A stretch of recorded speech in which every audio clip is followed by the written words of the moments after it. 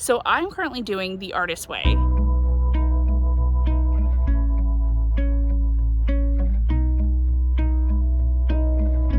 A spiritual path to higher creativity, a course on discovering and recovering your creative self. So this is a book a lot of people swear by. They love this journey. It is a 12-week program where you every week are doing a chapter. The weekly occurrences are morning pages, which is where you write 3 handwritten pages or 30 minutes of pages every single morning, first thing.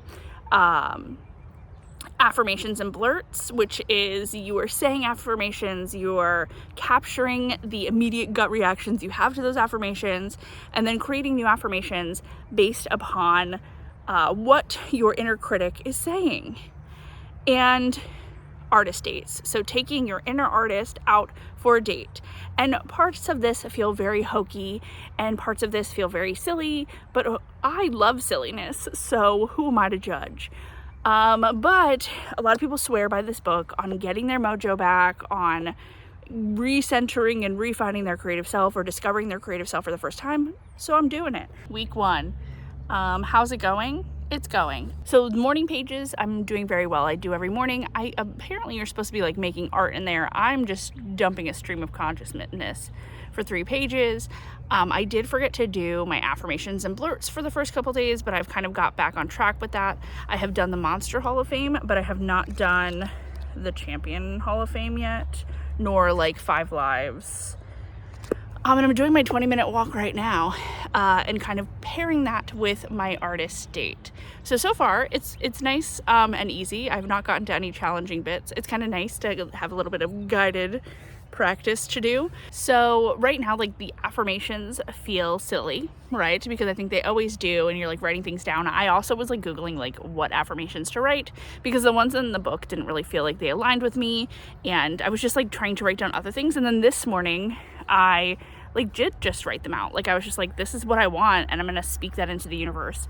And it's also a new moon in Aries. I have been breathing fire all week. This water sign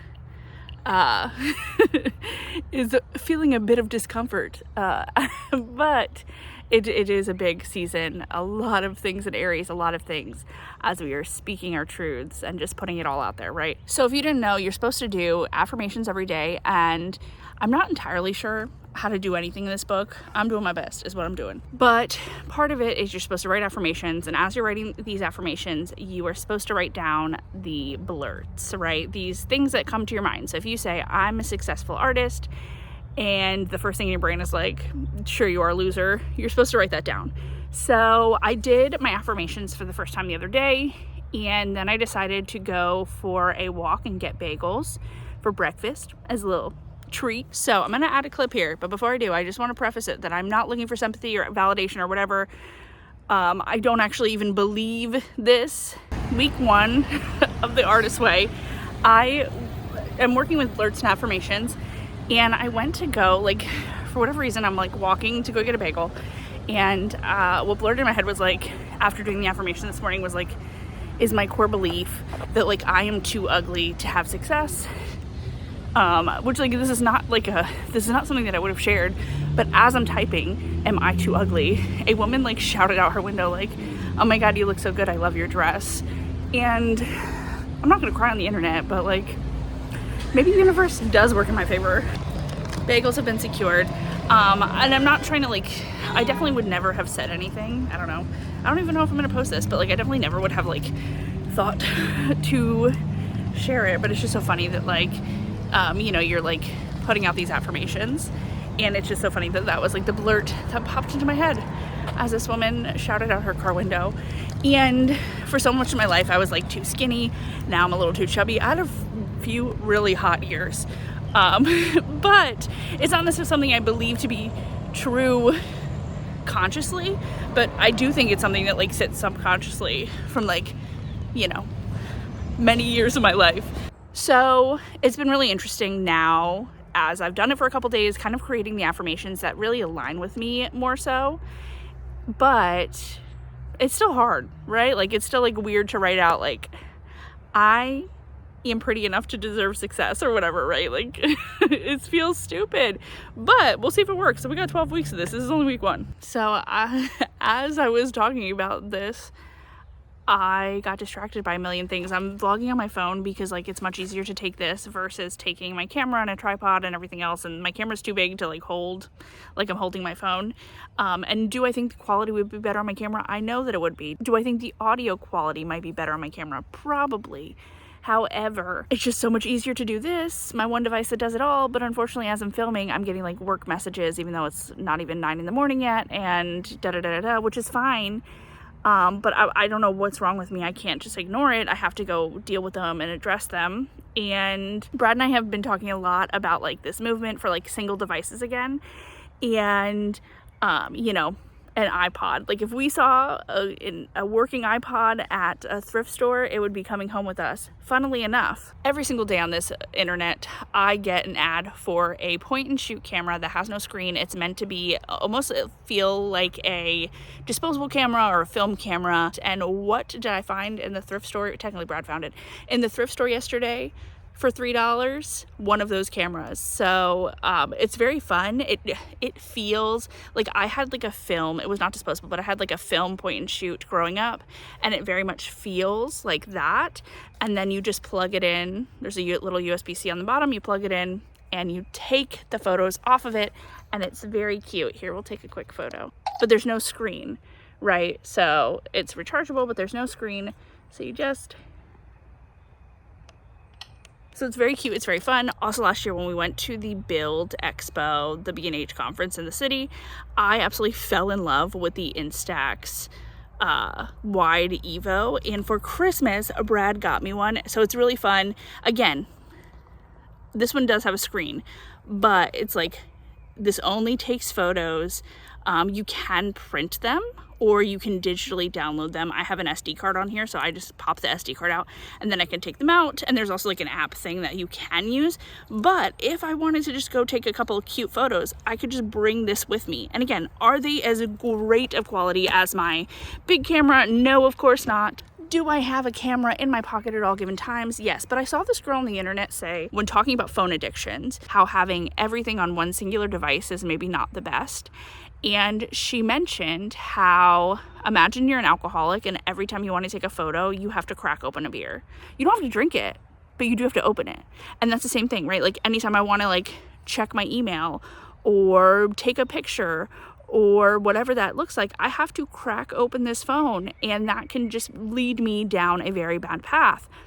Truly, I was thinking this week, like sometimes I wish I had a beeper. Like I want to leave my house and not take my phone with me, but still be safe and reachable, right? Or be able to reach people in a case of emergency. And I know people say dumb phones, but like, it just feels stupid to have two phone plans. I'm not gonna lie to you. And that, I guess the same thing would be true of a beeper, but like, imagine you could just reach me with a little beep beep when I'm, you know, not too far away from home, but instead, I got this problem. So let's talk about the artist date. So the artist date is you're taking your inner artist out on a date. And truthfully, what do I know about dating? I've been with the same man for 16 years.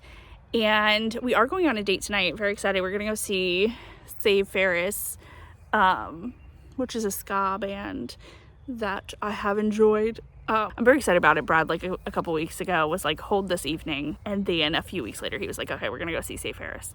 Gave me some context. So that's very exciting. But I don't know anything about dating, casual dating here. So I found that also to be challenging because I'm like, what do I do? And like people have like 1,000 dates you can do, and it's like, take the train to the last stop. But then I was thinking about, I have a book on my desk that I started and have not finished, and that is the Book of Good Times, this book that I found, that randomly found me, I should say, and is trying to ask me about the human experience, and it has tasks in here it wants me to do, and I can't skip ahead. It wants me to take one task at a time.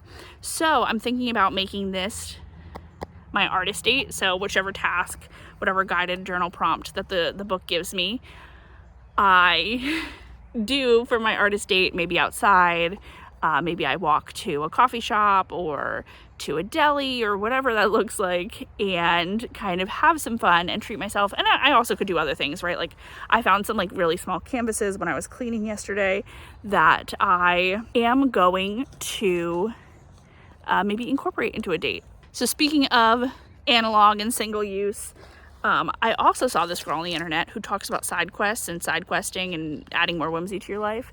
and she mentioned making an analog bag. So I have made this, and truthfully, like when I run out the house to go for a walk, I have been grabbing this, and it has like the artist date in it for me. It also now has the book of good times and some pens. Right now it has cough drops because spring is making the allergies go crazy. But then since I got this yesterday, I can also like throw this in the bag, which is very like cute and fun. And then like it's also analog. And it's just a good way to like if I'm out and about, I'm gonna set up a little photo as I'm like talking to you. But if I'm out and about and I go to open my phone, what if instead I open up my bag and I pull out a book, or I pull out a coloring page or something, right? Like I think that would be so fun. So when it's the new year and you're getting all this content about like how to set goals and how to do all these things, I feel like in January for me, I was getting a lot of content on like how to add more whimsy, how to do more side quests. And like I was saying to myself, like, I think I may have even vlogged this, I don't know if I posted it, but I was saying like, I would love to be like, somebody said, for every hour my phone reports that I've consumed content, I'm going to set a timer, and that's how much I have to create. Or I'm going to do a whimsy bingo card, or I'm going to do 4 whimsy things a month, or I'm going to do all these side quests, or rejection therapy, right? I am following that girl that's trying to get 1,000 no's or whatever, and I feel like we're all in different phases of our life. I create for a living, so sometimes it's like, for every hour you consume, create.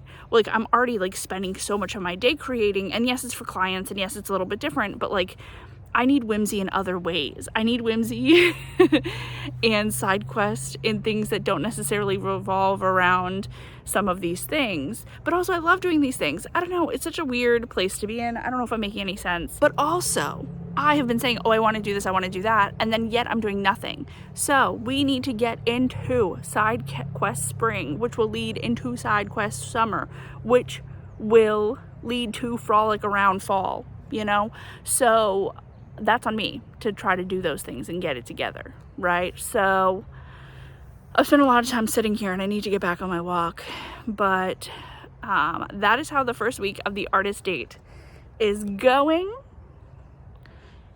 I am excited for week 2, even though there's some things I still need to finish for week 1, but we'll get to them, I believe. I was thinking about, like, I think I posted this on Instagram, like, do I talk about this? It seems like very like personal and introspective, but I don't know. I just like yapping on the internet, I guess. And also I just feel as though I was looking for content when starting The Artist Way, and maybe somebody else will be too. I've also heard of people doing this in groups, so if anybody else is doing The Artist Way and wants to join in with me, leave me a comment. I don't know what people do on the internet these days. YouTube doesn't have messaging, but perhaps we could do this together separately, because it's introspective. Whatever that looks like. All right, I hope you have a great rest of your day. Have fun out there, kids. Bye.